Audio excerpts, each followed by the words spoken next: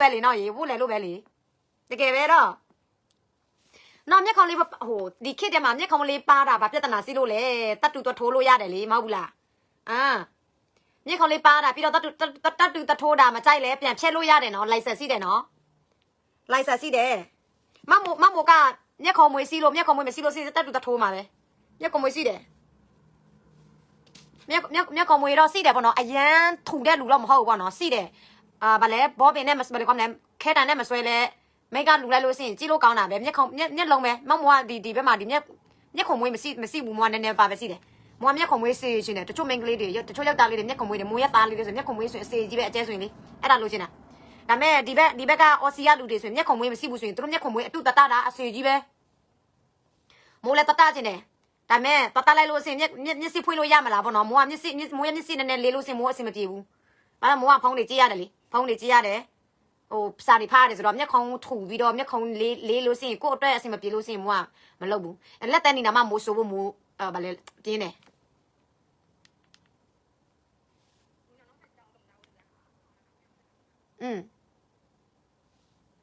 ကြာနော်ရေကြာနေတော့နော်မျက်ခုံးမွေကဆဲလို့ရတယ်နို့ဗာလဲနို့မုတ်ဘူးကပဲဆိုင်ကုန်တာကိုမျက်ခုံးမွေးရဆွဲလို့ရတယ်ပြီးတော့တစ်ခါတည်းပဲတက်တူတထိုးလို့ရှိရင်အခုအပြိုလားအိုလားနော်သူများအကလုံးပဲသွားပြီးတော့ထိုးတာပဲအများကြီးပဲပြဿနာမရှိတော့ဘူးဒီကိစ္စတွေကဒါပေမဲ့နို့ကတော့မရှိလို့ရှိရင်တော့နို့ဆိုတာတချို့မိန်းကလေးတွေကနို့သေးပေမဲ့လည်းနို့ရည်စီးတယ်ဒါပေမဲ့သူ့ရဲ့မိမဘာဖြစ်လို့နို့ရည်မရှိတာလဲမသိဘူးနော်အဲ့ဒါသူညီမပြောတယ်လို့မျိုးပဲဟိုဝတ်လေလို့ဖြစ်မှာပေါ့မျက်ခုံးမွေးဆိုတာဒီမှာလေမျက်ခုံးမွေးမဟုတ်လားဒါမျက်ခုံးမွေးမဟုတ်လားမျက်ခုံးလားမျက်ခုံးမွေးဒါတော့မျက်ခုံးမွေးမဟုတ်လားမမိုးကမျက်ခုံးမွေးမစေဘူးပါလဲပါတယ်မျက်ခုံးမွေးတော့ရှိတယ်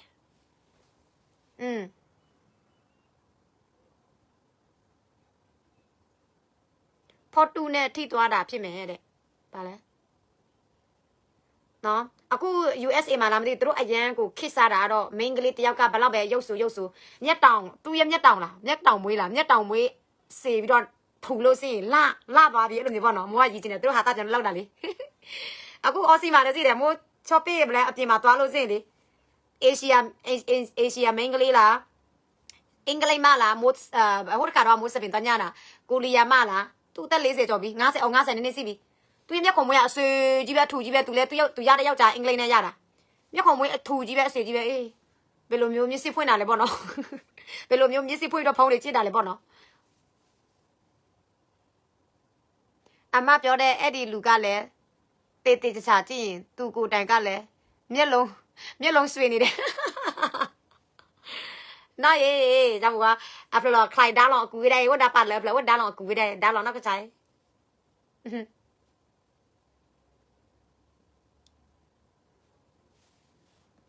ရီရတယ်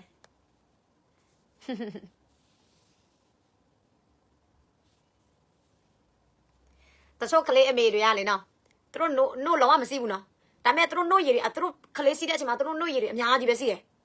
နို့ရည်တွေအများကြီးပဲသူတို့ကလေးတွေဝါနာပဲနော်နို့မရှိဘူးနော်နို့သေးလေးပဲပေါ့နော်အဲ့လိုမျိုးသူတို့ကလေးကျွေးပြီးတဲ့နောက်ပိုင်းမှာသူတို့ကဟိုကလေးမတောက်တော့ဘူးကလေးကြီးလာတဲ့နောက်ပိုင်းမှာသူတို့ရဲ့နို့ကအသီးတစ်လုံးပဲသူတို့တယ်သူတို့ရဲ့ရင်မယောက်ျားလေးမျိုးပဲပြားသွားတဲ့အသီးတစ်လုံးပဲကျွန်တော်တယ်ဒါပေမဲ့ကလေးမွေးပြီးဆိုရင်ကလေးသေးလေးစီးပြီးဆိုရင်နို့ရည်ကဘယ်ကနေလာမှလည်းမသိဘူးနို့ရည်အများကြီးပဲနို့ရည်အများများတယ်တော်ထဲမှာတွေ့တာနော်တချို့ကလေးအမေဆိုရင်ဘယ်လောက်ကြီးလဲဆိုတာဘယ်လောက်စေလဲဆိုတာသူတို့ရဲ့ကလေးကိုလေသူတို့အနောက်မှာထမ်းတဲ့အချိန်မှာသူတို့ရဲ့နို့ကိုသူတို့ရဲ့ကလေးကိုပေးဆုပ်လို့ရတယ်အဲ့လောက်စေတာကြီးတဲ့လူတွေစေတဲ့လူတွေကတွေ့ဘူးတဲ့ဟုတ်နော်ရွာထဲမှာလေတချို့ကလေးအမေတွေကသူတို့နေရလေသူတို့ရဲ့နို့ဟာအစေကြီးပဲသူတို့ကလေးကသူတို့ထမ်းပေးတာမှသူတို့ရဲ့အနောက်မှာနေပြီးတော့စောက်တာအဲ့လိုမျိုးဖြစ်တာ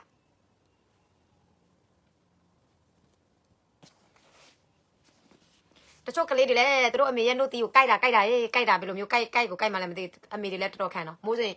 အကျဲဆိုရင်9လမိုးကျွေးတယ်အီတင်ဆိုရင်မိုး3လပဲကျွေးတယ်ဘာဖြစ်လို့လဲမသိဘူးကိုရဲ့နို့တီရလေကွဲတယ်ပြီးတော့မိုးပြောမိုးကကလေးမေပဲနော်ပေးကလေးကိုပေးတိုက်ပြီးတော့နို့တီကွဲတယ်နို့တီကွဲတဲ့အချိန်မှာလေအရန်နာတဲ့အချိန်မှာတစ်ဖက်နာပြီးတော့မိုးကအဲ့ဒီကွဲတဲ့အဖက်ကိုမိုးကမပေးတောက်တော့ဘူးတစ်ဖက်ပဲမိုးပေးတောက်တော့တယ်တစ်ဖက်ပဲမိုးပေးတောက်တော့အသားအကြီးအကျဲကသူတောက်လို့မဝဘူးတနေ့ကောင်တညလုံးသူကစောက်ပြီးတော့သူတောက်လို့မဝဘူးလေနောက်ဆိုတော့9လမှာပဲကြီးပြောတယ် နို့တစ်ဖက်တည်းနဲ့ပေးတောက်လို့စင်ကလေးကမဝဘူးနို့ဘူးပဲတိုက်လိုက်တော့အဲ့လိုမျိုးပေါ့နော်တစ်ဖက်ကအရန်နာတာနို့တီကွဲတယ်ဆိုတော့လေအရန်နာတာတကယ်ပဲအဲ့တော့ဘာမှလုပ်လို့မရဘူးဟိုဆေးလူလဲမကောင်းလာဘူးပေါ့နော်အဲ့ကြောင့်သူ့ကိုနို့ဘူးနဲ့ပြန်တော့ပေးတောက်တဲ့အချိန်မှာသူဝလာတာတခါတည်းပဲပြီးတော့ဤသိန်းကိုပြန်တော့မွေးတယ်ဒါပေမဲ့ကလေးကလေမဖြစ်မနေပေါ့နော်အမေရဲ့နို့ကိုတောက်တင်တယ်ဥမာ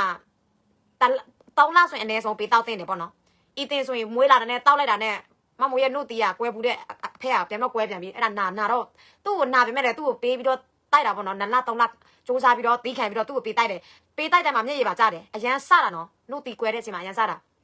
3လပဲပေးကျွေးတယ်ပြီးတော့နို့ဘူးနဲ့ပြန်တော့ပေးတိုက်တယ်နို့ဘူးနဲ့ပေးတိုက်လိုက်တယ်အဲ့ဒါသူတို့အဲ့ဒါမှဘာသူတို့တောက်လို့ရတယ်တချို့ဆရာဝန်တွေကပြောတယ်ကလေးမွေးလာတာနဲ့ကလေးရဲ့အမေရဲ့နို့ကိုပေါ့နော်နို့ကိုမတောက်လို့ရှိရင်ဘာယောဂဖြစ်မလဲသူတို့ပြောတာပါလဲဘာယောဂတို့ဖြစ်နေတဲ့အကြောင်းမိုးတို့က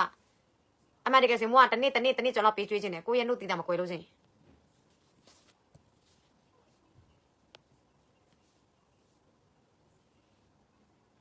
ဘဝဆက်တိုင်းနို့စီမနဲ့ဝေးပါစေတဲ့ဘာဖြစ်လို့လဲနို့စီမလေးမဟုတ်တာကလေးပြေးလို့ရှိရင်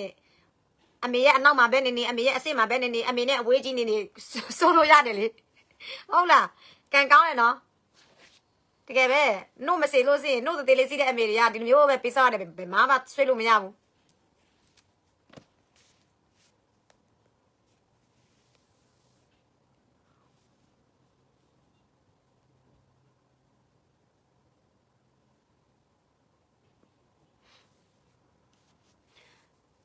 တွေ့တယ်ရွာထဲမှာလည်းစီးတယ်နော်ရွာထဲမှာလည်းစီးတယ်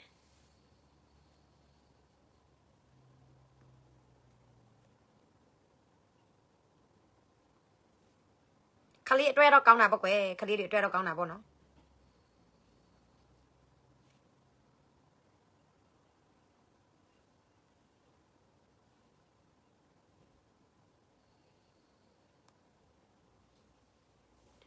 စကားပြောရင်လည်းအစိမ်တက်တယ်ထမင်းစားပြီးမမို့ထမင်းစားလိုက်မယ်ည7 နာရီ14မိနစ်စီးပြီနော်ထမင်းစားဖို့လဲဥမာဟင်းတွေထမင်းတွေအစင်တိလောက်ထားလို့စင်လိုက်လွင်တာနဲ့စားလို့စင်ကောင်းတယ်အခုကတော့ရေကဲတစ်တာထဲမှာဒီညတော့မို့ဗလဲမို့စားမယ်အဲ့ဒီအင်းဥနဲ့တရင်တီးနဲ့ပရင်နဲ့မမို့ထမင်းစားမယ်အေးဟင်းတော့ထမင်းတော့မချက်ရသေးဘူးဒုက္ခပဲဘသူကပေးမြင်ခန့်လို့ကလေးမေဖြစ်ပြီးဘသူမှစောက်ခွင့်မဆက်တော့ဘူးကလေးမေဖြစ်ပြီးယောက်ျားရကလေးမေဖြစ်ပြီးယောက်ျားရပြီးဆိုရင်လေဘူးနော်မေကောင်းမကောင်းဘသူမှခွင့်မဆက်တော့ဘူးအပြိုမမဟုတ်ဘူးလေဟုတ်လားအပြိုမမဟုတ်ဘူးလေကလေးလည်းစီးပြီးယောက်ျားလည်းစီးပြီးဆိုတော့ဟာရည်ရတယ်မမို့တဲ့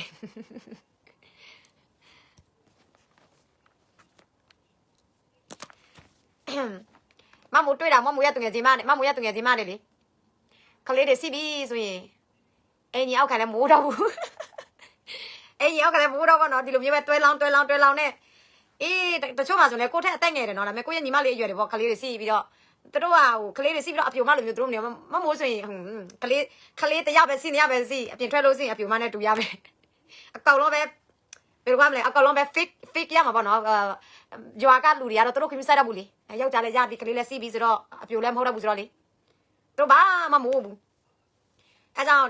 တခါတလေတချို့အပြိုမတွေလည်းနို့ကြီးလုံးလို့စီးရင်မကြီးလုံးလို့စီးရင်ကလေးအမေနဲ့တူတယ်သူများပြောတယ်ဟုတ်တာပဲနော်အဲကြောင့်ရင်မဆိုတာအတော်ပဲစီးရမယ်ကြီးလုံးလို့စီးရင်လည်းကလေးအမေနဲ့တူတယ်လူအိုနဲ့တူတာပေါ့အိမ်တောင်တဲနဲ့တူတာပေါ့နော်အဲ့လိုမျိုးရွာတွေကတော့ဒီမျိုးပဲမမိုးတို့ကမြို့စတိုင်ဆိုတော့လေနိုင်ငံခြားကလေးတထေးမတွေကြည့်လိုက်ကလေးအမေတွေအိမ်တောင်တဲတွေကြည့်လိုက်အပြိုမထက်ကြည့်လို့လာတယ်သူတို့တွေကကလေးစီးပေမဲ့လည်းအပြိုမတွေပဲသူတို့နေတယ်တကယ်ပဲသူတို့အပြင်ထွက်တာကလေးမပါလို့စီးကလေးအမေတို့လည်းမထင်ရဘူးနော်အဲကြောင့်ရွာကလူတွေလည်းသူတို့ပြင်တက်လို့စီးရင်သူတို့ကိုသူတို့ခူးဆိုင်လို့စီးရင်အော်မမေပါတဲ့အကောက်ပြတ်သွားလို့ပါအော်ဟုတ်ကဲ့ပါအကိုရေးဟုတ်ကဲ့အော်အကိုမမေကောင်းတယ်ပြန်လာပြောပြလို့ကျေးဇူးတင်ပါတယ်ကိုကြီးမိုးရဲ့အမတွေတချို့မှဆိုရင်သူတို့အကောက်ပြတ်သွားတယ်2 ယောက်3 ယောက်သူတို့ပြန်လာပြောပြတယ်လက်စင်ကြီးတွေပြန်လာထည့်ပေးတယ်အဲ့လိုမျိုးအဲကြောင့်မှပြောတယ် main ကလေးဆိုတာပြင်တက်လို့စီးရင်လေပြင်တက်လို့စီးရင်ကလေး3 ယောက်အမေလားအဖွားကြီးလားအကောင်လုံးကြည့်လို့ကောင်းလာတယ်အကောင်လုံးအပြုံနဲ့တူလာတယ်ပြင်တက်ဖို့ပဲနော်ကိုခယူဆိုင်ပြင်တက်ဖို့ပဲလိုတယ်မမို့ပြောတယ်မမို့ရဲ့သူငယ်ချင်းမတွေဆိုရင်လေသူတို့အင်ကြီးအောက်ခံတွေကြကြကြည်တယ်တော့ဖို့ဟုတ်လားဝိုက်တွေနည်းနည်းပါချစပင်တွေလာပါနဲ့ပြန်တော့လှုပ်လို့စီးအပြိုမပဲအပြိုမတယောက်ပဲတချို့ main ကလေးတွေကသူတို့ပြောတယ်ယောက်ျားတွေကလေးတွေစီးတဲ့အချိန်မှာယောက်ျားနဲ့ကလေးနဲ့နေတဲ့အချိန်မှာသူတို့အိုနဲ့တူတယ်ယောက်ျားနဲ့ကွဲသွားနောက်ပဲမှာဟိုပြိုမလိုမျိုးပဲသူတို့ပြင်တယ်လေသူတို့ပြန်တော့ပြင်တယ်လေသူတို့ကိုသူမျိုးခွေဆိုင်တယ်လေ ဒါပေမဲ့ထိုင်းကမင်းသမီးချုံဖို့အလျာဆိုရင် तू ကအမွာခလေးတယောက်ရတယ်ပြီးတော့သမီးလေးတယောက်စီတယ်ထိုင်းမင်းသမီးနော်နာမည်ကြီးပဲချုံဖို့အလျာဆိုတာတနော်ဆာလီဆန်သိတယ်ဟုတ် तू ပြောတယ်မိန်းကလေးတွေအများအပြည့်ယောက်ျားနဲ့ကွဲသွားတဲ့အချိန်မှာတဲ့လာအောင်နေတယ်တဲ့ကျမကြီးပြန်တော့ခွိဆိုင်တယ်တဲ့ဒါပေမဲ့ကိုယောက်ျားနဲ့ကိုမကွဲခင်မှာတဲ့ကိုဘာဖြစ်လို့လလေးကိုမနေပေးတာလဲတဲ့အဲ့ဒါမှမကွဲဘူးလေအခုကွဲသွားမှလလေးပြန်နေတယ်မကွဲတဲ့အချိန်မှာဘာဖြစ်လို့ကိုခွိဆိုင်တာလဲအဲ့ဒါ तू ပြောတာလေမဲတာပဲတော့အမေတကယ်ဆိုရင်ကိုယောက်ျားပဲစစ်မစစ်အမြဲတမ်းကိုခွိဆိုင်လို့ရှိရင်ကောင်းတာပဲလေမမိုးဆိုရင်အခုမမိုးလာအောင်နေတာတခါတလေအခုမတော့လိုက်လွှင့်တဲ့အချိန်မှာကိုယောက်ျားအတွက်လည်းမဟုတ်ဘူးဘသူအတွက်မှလည်းမဟုတ်ဘူးကိုအတွက်ပဲကိုကြည့်လို့ကောင်းလို့ရှိရင်ကိုအားရှိတယ်ကိုကျမ်းမာတယ်မျိုးခံစားရတယ်ကိုသရဲမလိုမျိုးမသားမလိုမျိုးမှန်တယ်မှာတွေ့လိုက်လို့ရှိရင်ကိုအားမရှိဘူးတကယ်ပဲအားမရှိဘူးအဲကြောင့်ကိုအတွက်ပဲပေါ့နော်ကိုအတွက်ပဲဘသူအတွက်မှမဟုတ်ဘူးကိုယောက်ျားအတွက်ဟိုလူကြည့်လို့ဟိုလူကကိုကြည့်လို့ကောင်းအောင်ဒီလူကကြည့်လို့ကောင်းမှာကိုအတွက်ပဲအားလုံးကကိုအတွက်ပဲကိုကျမ်းမာရေးကိုဖြူဆိုင်တယ်ကိုလလေးနေတယ်ကိုအတွက်ပဲနော်ကိုယောက်ျားတော့ကိုကြည့်လို့လာမလားမသိဘူးဒါပေမဲ့တစ်ခါတလေသူပြောတယ်မိတ်ကမလူလဲကိုကြည့်လို့လာတယ်ကိုဘာမှမပြင်လဲကိုကြည့်လို့လာတယ်ဒါပေမဲ့မမောတော့မရဘူးငါလာတော့မလိန်နဲ့ငါကိုငါသိတယ်အဲ့ရထားပြီးမိတ်ကမလူလို့စင်မသားမလိုမျိုးပဲအဲ့ဒါမကြိုက်ဘူးအဲ့ရထားပြီးမိတ်ကလူလို့မအားလဲတော့ဗတ်တက်တော့နှခမ်းနေနည်းနည်းဆိုးရမယ်နှခမ်းနေနည်းနည်းဆိုးမယ်နှခမ်းနေဗလဲပစဖြူလို့မရဖြူပြီးတော့ပြပြီးမရဘူးလေအဲ့ကြောင့်နှခမ်းနေတော့နည်းနည်းဆိုးပေးရမယ်အဲ့ဒါမှဘယ်လိုရမလဲအားတွေနည်းနည်းစီးတယ်မမို့ပြောလို့မတတ်ဘူးလေဒီရတွေကတကယ်ပဲတချို့တွေကသူတို့လာတာဟိုလူအတွက်ဒီလူအတွက်သူတို့ရဲ့ချစ်သူအတွက်သူတို့ရဲ့ယောက်ျားအတွက်မဟုတ်ဘူးအဲ့ဒီမျိုးလဲစီးတယ်ပေါ့နော်မမို့ကတော့မမို့ရဲ့အတွက်ပဲမမို့ရဲ့အတွက်ပဲကိုချစ်တယ်ဘယ်သူမှကိုမရှိလဲကိုချစ်တယ်နော်နောက်ဆုံးတော့ဟုတ်လားတနေ့ကြလို့ရှိရင်ကိုသူငယ်ချင်းလဲကိုမရှိတော့ဘူးကိုရဲ့ခင်မူလဲကိုမရှိတော့ဘူးကိုရဲ့မတဲ့ဆိုကိုမရှိတော့ဘူးဒါပေမဲ့အဓိကကိုဘယ်သူမှကိုမရှိတဲ့နေကိုပဲကိုပြန်တော့ချစ်ရမယ်လေကိုစီးတယ်ငါမှငါစီးတယ်အဲ့လိုမျိုးပေါ့နော်ငါမှငါစီးတယ်မရင်နိုင်တော့ဘူးတဲ့တနော်နော်အဲ့ဒါကိုချစ်ထားနော်ဘယ်သူမှကိုလောက်ကိုချစ်တာပြီးတော့ဘယ်အရာမဆိုဘယ်အချိန်ခါမဆိုကိုပဲကိုပြန်တော့ကြည့်ရမယ်ကိုပဲကိုခူးဆိုင်ရမယ်နော်ဘယ်သူမှကိုလာပြီးတော့ခလေးလိုမျိုးအဲ့တော့ကိုအဖေမေလိုမျိုးလာပြီးကြည့်ပေးတာအဲ့တော့စားတော့ဒီလိုနေဘယ်သူမှကိုမပြောဘူးကိုဘာသာနဲ့ပဲကိုပြန်တော့စောင့်မရမယ်ကိုဘာသာနဲ့ပဲကိုပြန်တော့ကြည့်စုစားမယ်နော်တခါတလေကိုမအဲ့ချိန်လဲကိုပြန်ဟဲ့နေအဲ့ရမယ်နော်မအဲ့လို့စင်ဒီကျမ်းမကြီးထိခိုက်မယ်နော်ဘာညာတရာကိုပြန်ပြောရမယ်တခါတလေကိုအလုပ်ဆောက်တယ်ကိုကြီးမတော့ရဘူးဒါပေမဲ့ရေတောက်ပါလို့ဘယ်သူမှကိုထိုင်ပြီးတော့ပြောတာမရှိဘူးနော်ကိုဘာသာနဲ့